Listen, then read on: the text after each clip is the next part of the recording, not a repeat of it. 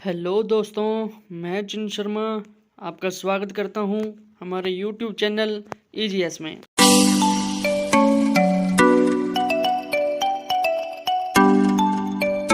दोस्तों, आज एक बहुत ही बड़ी खबर है। एचएसएससी आयोग की तरफ से हरियाणा स्टाफ सिलेक्शन कमीशन आयोग, जो कि हरियाणा रिक्रूटमेंट आयोग है, उसकी तरफ से एक बहुत ही बड़ी जानकारी एक अखबार दैनिक भास्कर के कटिंग में हमें मिली है। और उसमें बताया गया है कि जो सीईटी है, जो एक सीईटी हरियाणा में चल रहा है कि सीईटी के बाद ही सभी भर्तियां होंगी। पहले सीईटी होगा, ग्रुप डी और ग्रुप सी के जो पोस्ट हैं उनके लिए एक कॉमन एलिजिबल टेस्ट रखा गया है। तो पहले सरकार का ये कहना था, आयोग का ये विचार था इस सीईटी के बारे में कि सीईटी जो होगा उसका जो रैंक आएगा, जो स्कोर होगा कैंडिडेट का, उसके बेस पे ग्रुप डी की डायरेक्ट रिक्रूटमेंट पोस्टें भर्ती की जाएंगी। और ग्रुप सी के लिए एक अलग से एक्स्ट्रा एग्ज़ाम देना होगा, जो एक तरह से मेंस का काम करेगा। और फिर ग्रुप सी की जो पोस्टें हैं उन्हें भर्ती की जाएंगी।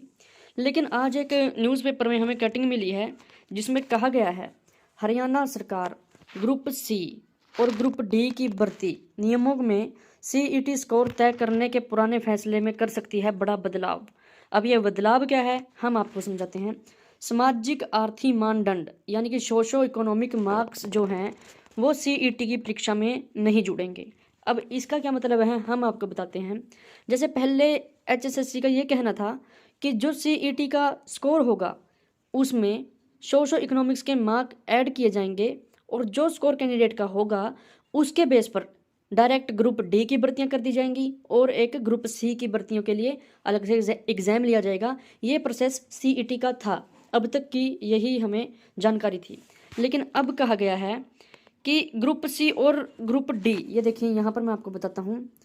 ग्रुप सी और डी पदों की भर्ती के लिए सीईटी सिर्फ योग्यता परीक्षा मानी जाएगी। इसका क्या मीनिंग है, मैं आपको बताता हूँ कि जो सीईटी का एग्ज़ाम होगा उसके बेस पर कोई भर्ती नहीं होगी। सिर्फ और सिर्फ उसे एक एलिजिबल टेस्ट माना जाएगा कि आप परीक्षा आगे की दे सकते हो। अगर जिसका सीईटी पास नहीं होगा वो भर्तियों के लिए आगे एग्ज़ाम नहीं दे पाएगा, और जिसका सीईटी क्लियर होगा वो आगे की भर्तियों में पेपर एग्ज़ाम दे पाएंगे। ये सिर्फ एक एलिजिबल क्राइटेरिया तय करने की परीक्षा होगी। ये आज ऐसा एचएसएससी के चेयरमैन की तरफ से बयान जारी करते हुए एक अखबार के जरिए हमें जानकारी पता चली है। तो ये बदलाव हैं जो एचएसएससी ने, आयोग ने सरकार को भेजे हैं, और सरकार इस पर काफ़ी विचार कर रही है और फैसला जल्दी आने की संभावना है, ऐसा इसमें बताया गया है। तो मैं आपको इसमें बताने की थोड़ी और कोशिश करता हूँ। हरियाणा सरकार ग्रुप सी और डी पदों की भर्ती नियमों में सीईटी स्कोर तय करने के पुराने फैसले में बदलाव कर सकती है। अभी सामाजिक आर्थिक मानदंड के अंकों के कारण कुछ उम्मीदवारों ने एतराज जताया था।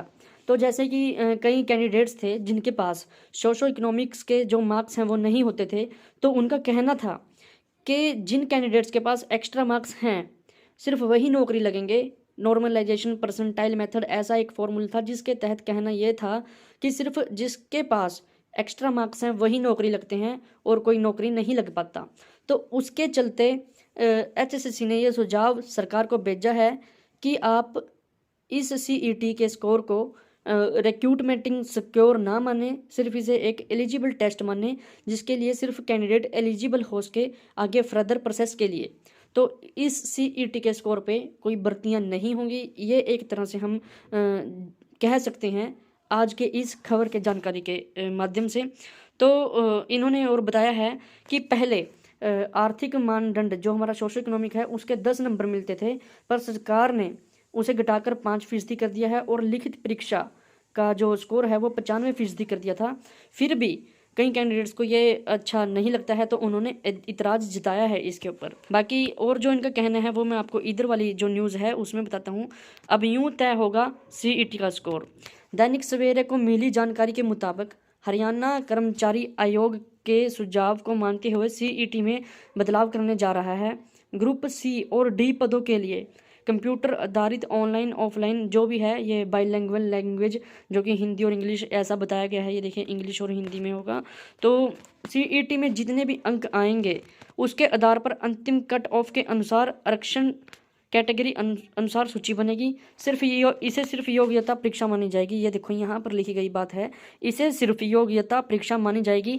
जब आयोग की तरफ से पद विज्ञापित किए जाएंगे तो आरक्षण कैटेगरी अनुसार CET सूची अनुसार आवेदन करेगा। इसके बाद आयोग उन पदों के लिए लिखित परीक्षा आयोजित करवाएगा। ये देखिएगा, ये सबसे बड़ी बात यहाँ पर लिखी गई है, बताई गई है कि पहले CET हो गया, उसमें जो स्कोर आ गया, जो उसमें अच्छे स्कोर के कैंडिडेट होंगे वो एलिजिबल हो जाएंगे फर्दर रिक्रूटमेंट के लिए, फर्दर प्रोसेस के लिए।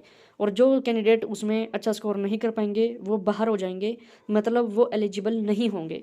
फिर जो भी भर्तियां निकलेंगी, जो भी पोस्टें निकलेंगी, उनके लिए आरक्षित के जो ऊपर रैंक वाले, अच्छी रैंक वाले कैंडिडेट्स एलिजिबल होंगे, उनके बीच में एक और अन्य पेपर करवाया जाएगा और उस पेपर के जो स्कोर आएगा उसी में सोशो इकोनॉमिक्स के मार्क्स जुड़ेंगे और फिर उसी बेस पर आपकी लिस्ट तैयार होगी। और बताया गया है कि ये देखो बताया गया है आखिर में सामाजिक मानदंडों के अंक जोड़कर चयन सूची जारी करेगा। CET के परिणाम 3 साल तक वैध होंगे। और एक बात और बताई गई है, लिखित परीक्षा अंकों की पदों से संख्या अनुसार 6 गुना उम्मीदवारों को दस्तावेज जांच के लिए बुलाया जाएगा। यानी कहने का मतलब ये है कि जो आपका फिर सेकंड पेपर जो होगा उसमें स्कोर आएगा, जो भी आपका स्कोर होगा उसमें सोशल इकोनॉमिक्स के मार्क्स जुड़ जाएंगे और जो हमारी कट ऑफ होगी उसके 6 गुना कैंडिडेट्स को डॉक्यूमेंट वेरिफिकेशन के लिए बुलाया जाएगा और फिर एक लिस्ट तैयार की जाएगी। उस लिस्ट के बेस पे आपको भर्ती किया जाएगा। तो अब जो हमारा एक जानकारी बनी हुई थी सभी बच्चों में कि CET होगा और CET के बेस पर हमारी ग्रुप D की नौकरियां डायरेक्ट मिल जाएंगी और ग्रुप C की नौकरी के लिए एक पेपर और देना पड़ेगा। अब ऐसा सिस्टम शायद नहीं होगा। ये बदलाव HSSC और सरकार करने जा रही है, ऐसा विचार उन्होंने शेयर किया है। एक जानकारी हमें आपके साथ ये एक अखबार में कटिंग मिली है। तो अभी CET का जो एग्ज़ाम होगा वो सिर्फ एक क्वालिफाइंग एग्ज़ाम होगा, एलिजिबल टेस्ट के लिए एग्ज़ाम होगा। उसमें जो कैंडिडेट्स पास हो पाएंगे सिर्फ उन्हें ही आगे मौका दिया जाएगा, आगे उन्हीं बच्चों के एग्ज़ाम लिए जाएंगे और उन्हें ही भर्ती किया जाएगा। तो कुल मिला के एक पेपर CET का सिर्फ क्वालिफाइंग, उसके बाद जो पोस्टें विज्ञापित होती रहेंगी, जो एडवर्टाइज निकलती रहेंगी, उनके बेस पे एक पेपर लिया जाएगा और फिर आपको उस पेपर के बेस पे भर्ती किया जाएगा। तो कुल मिला के अगर कहा जाए तो ये जो HSSC है इसकी एक स्टेटमेंट नहीं है। ये कभी कुछ स्टेटमेंट दे देती है तो कभी कुछ स्टेटमेंट दे देती है। और जो हमारे कैंडिडेट्स हैं, जो हमारे स्टूडेंट्स हैं, युवा हैं, उनको एक सबसे बड़ी दिक्कत ये है कि उनको इस चीज़ के बारे में कुछ भी क्लैरिफिकेशन नहीं है। ना उन्हें सिलेबस के बारे में पता, ना उन्हें 10th 12 या ग्रेजुएशन किस बेस पर पेपर सेट होगा इस चीज़ का पता, क्या इसकी जो प्रोसेस है वो कुछ भी नहीं पता। हमारे युवा ट्वीट कैंपेन भी चलाई थी, उसका भी कुछ खास असर नहीं हुआ है। परसेंटाइल का ही नहीं पता अभी तक कि लागू होगा नहीं होगा।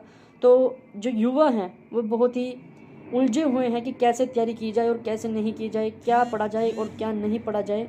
तो बिल्कुल समझ से बाहर है, अभी कुछ नहीं पता। सिर्फ ये है कि एक CET होगा, कब होगा वो भी नहीं पता। तो अभी एक आपसे यही रिक्वेस्ट है, यही आपको राय है कि आप अपनी तैयारी को जारी रखिए, करते रहिए। जैसे कैसे जब भी होगा एग्ज़ाम तो होगा और आपकी पढ़ाई आपको ज़रूर फल देगी, आपका अच्छा रैंक आएगा और आपकी सिलेक्शन होगी। तो लगे रहिए, पढ़ाई करते रहिए। Thank you guys, thank you so much.